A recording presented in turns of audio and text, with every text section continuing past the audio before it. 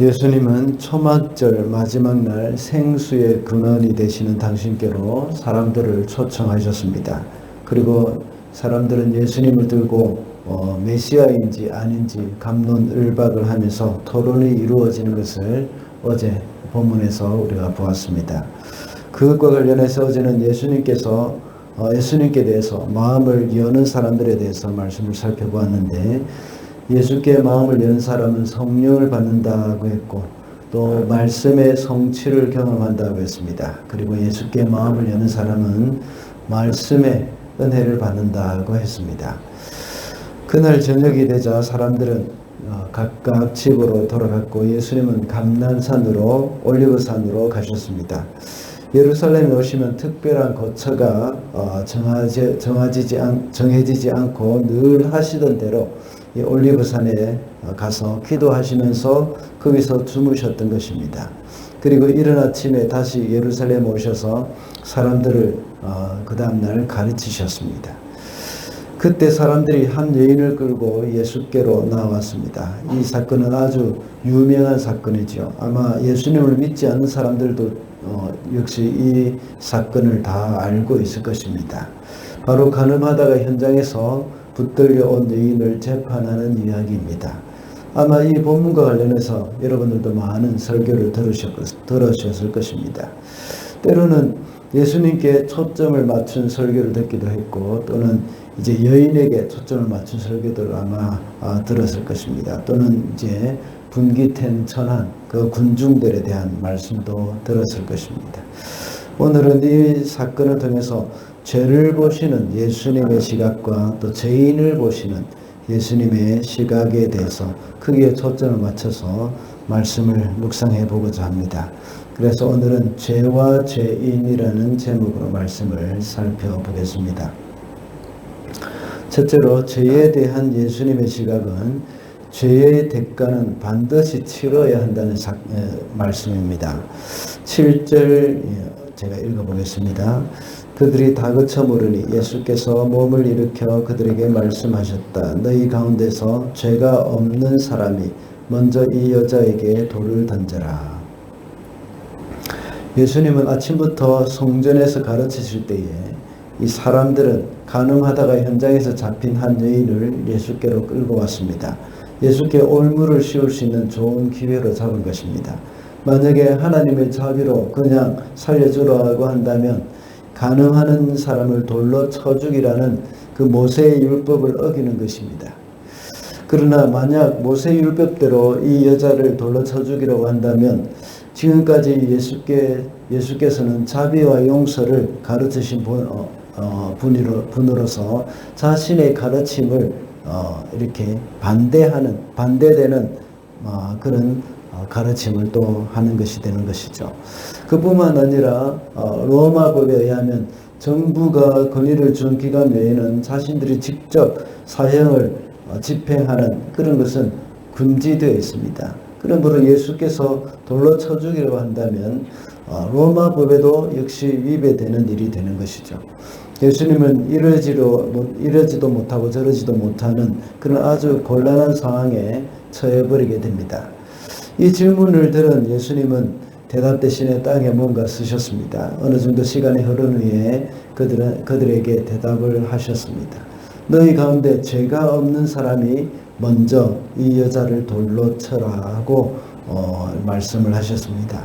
이 말은 너희가 죄가 없느냐, 너희는 죄가 없느냐, 우리는 다 죄인이기 때문에 이 여인의 죄도 용서해줘야 한다, 이런 말이 아닙니다. 오히려 그 반대죠. 죄는 반드시 그 대가를 치러야 한다는 것을 말씀하고 있습니다. 이 여인이 간음을 행했다면 마땅히 돌에 맞아 죽어야 한다는 것을 말씀하고 있습니다. 그렇지만 먼저 너희들 중에 죄가 없는 사람이 먼저 돌을 던져라 하고 말씀하고 있는 겁니다. 죄에 대한 예수님의 태도는 그 누구보다 단호하십니다. 예수님은 죄를 눈 감아 주시거나 모른 척 하시는 분이 아니십니다. 그 죄의 대가는 반드시 치러야 한다는 것을 누구보다 잘 알고 계시는 분이 누구보다 잘 알고 계시고 또 직접 그것을 실행하셨습니다. 예수님은 그 죄의 대가를 치르기 위해서 자신이 십자가에 죽으셨던 겁니다. 예수님은 본인이 지으신 죄가 아니라, 본인은 아무 죄가 없으시지만 우리 인간이 지은 죄를 그냥 없이 하지 않으시고 예수께서 그 죄의 대가를 직접 다 받으신 것입니다. 우리는 우리의 죄가 용서받았다고 해서 그 죄가 가벼운 것으로 생각하시면 안 됩니다. 이 죄가 별것 아니라고 생각하면 결코 안 되는 일입니다. 우리는 우리의 그 죄 때문에 누군가가 처참하게 그 대가를 치렀다는 것을 우리는 알아야 합니다. 우리의 죄의 대가를 대신 받으신 분이 바로 하나님의 아들, 전혀 죄가 없는 예수님이시라는 겁니다. 왜냐하면 하나님은 공의로우신 분이시기 때문에 죄를 철저하게 미워하십니다. 그러므로 죄를 용서받은 우리는 또다시 죄를 범해서는 안 됩니다. 우리는 주님처럼 죄를 미워해야 합니다. 그 죄가 우리 속에 비집고 들어오지 못하도록 죄에 대한 우리의 태도를 분명히 하고 죄를 멀리 해야 한다는 것입니다.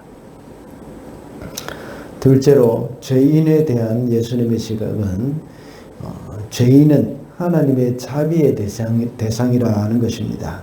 11절입니다. 여자가 대답하였다. 주님, 한 사람도 없습니다. 예수께서 말씀하셨다. 나도 너를 정죄하지 않는다. 가서 이제부터 다시는 죄를 짓지 말아라.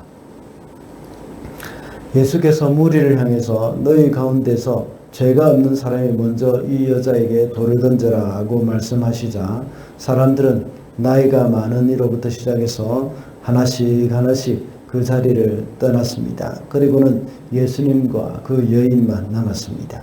그때 예수께서는 나도 너를 정죄하지 않는다. 가서 이제부터 다시는 죄를 짓지 말라 하고 용서해 주셨습니다.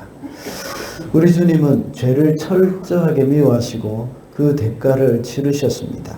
그러나 죄인에 대해서, 그 사람에 대해서는 자비를 베푸셨습니다.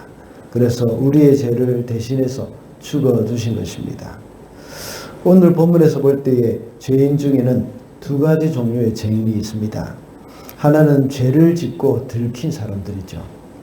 오늘 간음하다가 현장에서 잡힌 이 여인과 같은 사람입니다. 이 세상에도 역시 마찬가지입니다. 죄를 짓고 들킨 사람들은 모두가 다 감옥에 다 들어가 있습니다. 그리고 수치를 당합니다. 그리고 세상 사람들의 지탄의 대상이 되고 있습니다.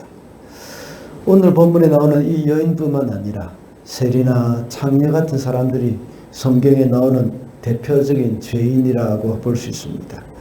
이런 사람들은 대부분이 자신이 죄인임을 인정합니다. 그러니 이런 사람들은 오히려 하나님 앞에 겸손히 무릎을 꿇습니다. 그리고 그들의 마음이 가난합니다. 예수님이 아니면 살 수 없으며 주님의 긍휼이 없으면 안 된다는 것을 인정합니다. 이런 사람들은 예수께로 나옴으로 구원을 얻을 수 있는 것이죠. 그러나 또 다른 부류의 죄인은 죄를 짓고 들키지 않은 사람들입니다. 죄를 짓고 들킨 사람들은 다 감옥에 있다면 죄를 짓고 들키지 않은 사람은 다 어디에 있습니까? 다 거리를 활보하고 다닙니다. 이들은 다 자신은 죄인 깨끗한 사람인 것처럼 행동합니다. 저도 역시 다르지 않습니다. 이런 지난 주일날 예배 때 말씀을 드렸던 요셉의 형들과 같이 자신들은 은잔 따위는 훔치지 않았다고 큰 소리를 쳤습니다. 그러나 요셉은 다 알고 있죠. 그들은 은잔을 훔치지 않았지만 더 흉악한 죄를 저질렀다는 것도 요셉의 그 형들의 동생으로서 지금까지 살아오면서 다 겪은 그런 일들입니다.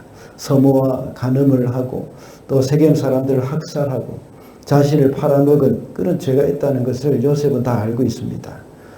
그러나 요셉의 형들은 지금 자신들 앞에 있는 총리는 자기의 죄를 모르는 줄 알고 정말 당당하죠. 우리도 그렇지 않습니까? 우리의 은밀한 내면을 우리 주님이 다 알고 계십니다. 우리 주님 앞에 의롭다고 큰 소리 칠 수 있는 사람은 아무도 없을 것입니다. 우리는 세리와도 같지 않고 간음하다가 현장에서 잡힌 이 여인과도 같지 않다고 생각하면서 큰 소리 칠 수 있는 존재는 아닙니다. 우리는 죄인을 긍휼히 여기시며 용서하시는 주님 앞에 엎드려야 하는 겁니다. 그래서 나도 같은 죄인이라는 사실을 고백하면서 우리 속에 있는 교만을 내려놓고 주님 없이는 살 수 없는 존재임을 고백하면서 살아야 하는 겁니다. 그렇게 할 때 우리는 주위에 있는 사람들의 잘못을 보면서 그들의 허물이 곧 나의 허물임을 인정하면서 서로 용납하면서 살아갈 수 있을 줄로 믿습니다. 말씀을 맺겠습니다. 오늘은 죄와 죄인이라는 제목으로 말씀을 살펴보았습니다. 죄에 대한 예수님의 시각은 그 죄를 미워하시며 반드시 그 대가를 치러야 한다는 것이라고 했습니다. 그리고 죄인에 대한 예수님의 시각은 하나님의 자비가 필요한 사람들이라고 했습니다. 우리도 역시 죄를 미워하지만 우리 주위에 있는 이웃에 대한 사랑하는 마음 또한 잃어버리지 않아야 하겠습니다.